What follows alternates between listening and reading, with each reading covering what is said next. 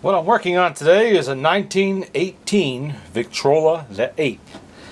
Now, the Victor company made this machine, I believe it was 1911 to 1921 or 22, I forget when. It's one of two that I have. I have a 1915 and I have the 1918. There's a few differences between them. The 1915 has the piano hinges here on the other side, and the motor has two individual spring cans. This is the newer motor with the one spring can with two springs inside. Basically, the Victor VIII was the Victor VI, the larger tabletop model, with a lid. Simple as that. A little bit bigger case, a little bigger horn. They gave it a lid. Really not that much bigger horn, actually. And they were available in quarter sawn oak. Golden oak pretty much was the only choice. There's rumors about mahogany ones out there now. I've never seen one or heard of anybody that saw one, but if you wanted mahogany, you went one step up to the Victor IX, which was essentially the same machine, just slightly sized up. That was really it. Same motor and everything, and it had, the Victor IX, the 11-inch turntable. This one only had the 10-inch one. And, well, let's hear a record on it. I just serviced the motor. Rebuilt the reproducer, cleaned it all up. It really wasn't in bad shape. The governor had flown apart. Its little springs had broken and the weights had flown around all over the place in there. That's typical. It happens every now and then. Easy enough to fix. The springs were caked with gunk since 1918, and I had to clean those. And they're original springs. I didn't put new springs in this one, although I probably will eventually because they're slightly on the weak side. They'll play 1 3/4 of a record. Generally, I like to see these play 2 1/2, almost 3 sides of a record, which it should if the springs are in healthy condition. But these are original springs, so you can't really ask too much of them.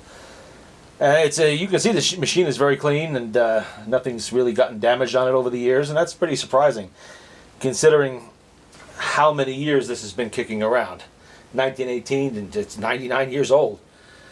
And let's see what we have on here. As you can see, to play it, you lift the lid. You open the sound doors.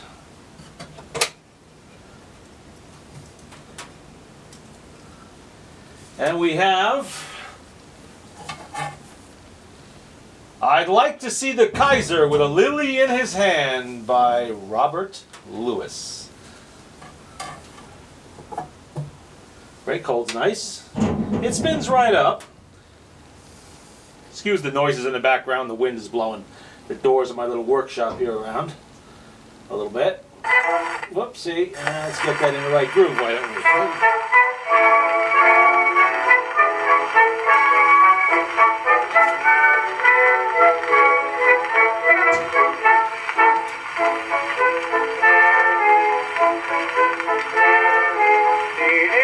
Schoolroom and the lessons are begun. Teachers and some children in the class. If you behave today and try to do your lessons well, I'll grant you any wish that you may ask.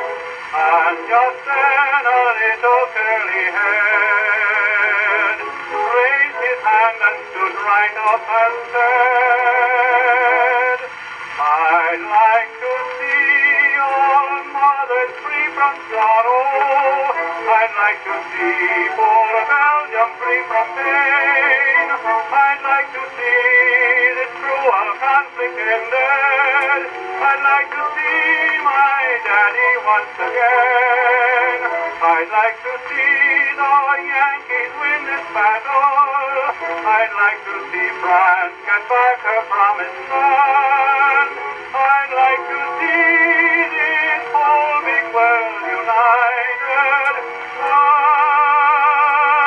and I'd like to see the Kaiser with the lily in his hand.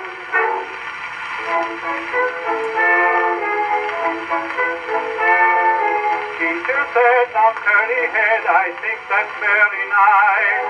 I agree with everything you say.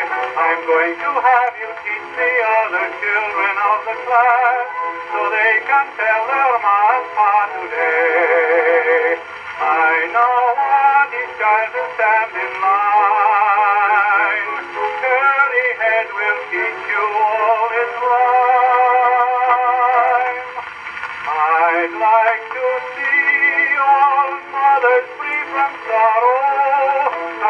to see poor Belgium free from pain. I'd like to see this cruel conflict ended. I'd like to see my daddy once again. I'd like to see the Yankees win this battle. I'd like to see France get back her promised land. I'd like to see this whole big world united. And I'd like to see the Kaiser with a lily in his hand.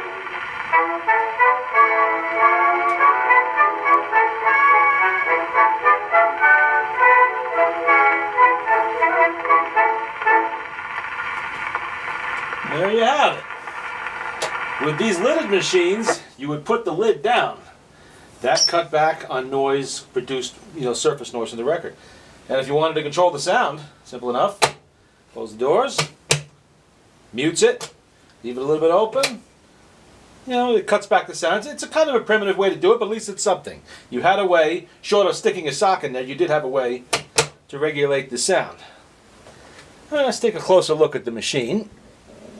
Sorry if the camera jerks around a little bit.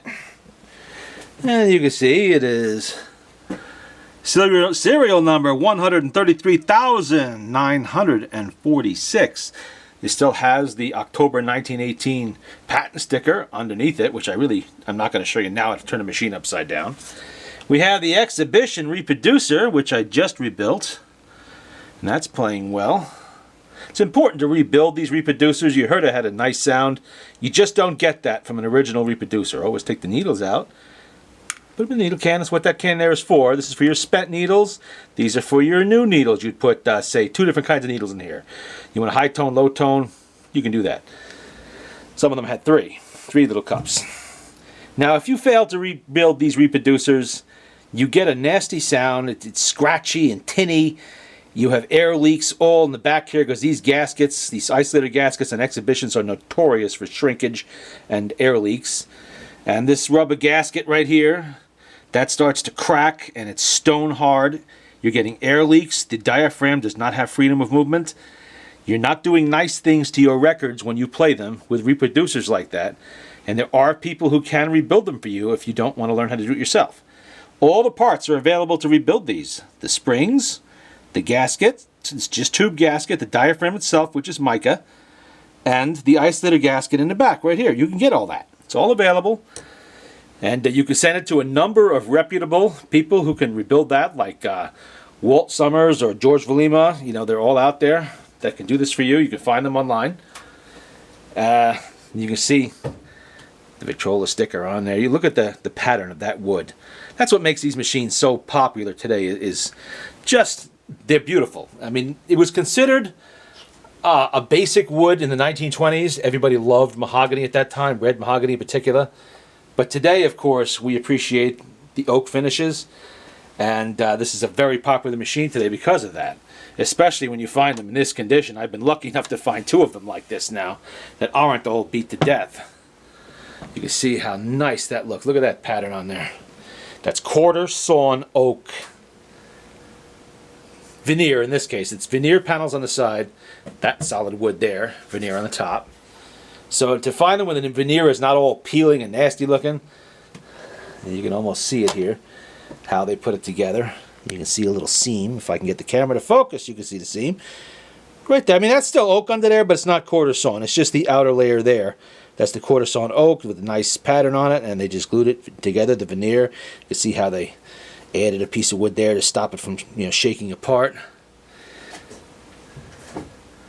And that's pretty much a look. And this has an isolated horn. That means that the horn is floating there with the motor isolated from the horn itself. The earliest machines didn't have that. You had the motor sort of hanging there in the middle, like I told you about in the 6. And what would happen is sometimes you get motor noise mixing in with the record sound. Not ideal. They upgraded it. They changed it as records became more high fidelity. That they isolated the motor from the horn itself. So here you have it. In 1918, pretty much, the entire Victor lineup had isolated the horn, even the little 4. had a horn isolated, you know, from that. And my next machine to do is going to be a 1917 Victor-IV. That's a special machine that doesn't have these slats. It was a war expedient measure to save on materials. That didn't last very long. It wasn't very popular. But it has an isolated horn and just a horn floating in there. There's no motor in the middle of it. Just like this. Very nice machine. I was really happy I took a chance on this one because the pictures of the seller, I bought this on eBay, the pictures were not ideal and it kind of was dirty, grungy looking. Took me a while to clean off the old in-ground dust and everything. Wherever it was getting dusty, but you know, it wasn't getting beat up. And there you go, the Victor the VIII. That is a V with 3 1s, Victor the VIII.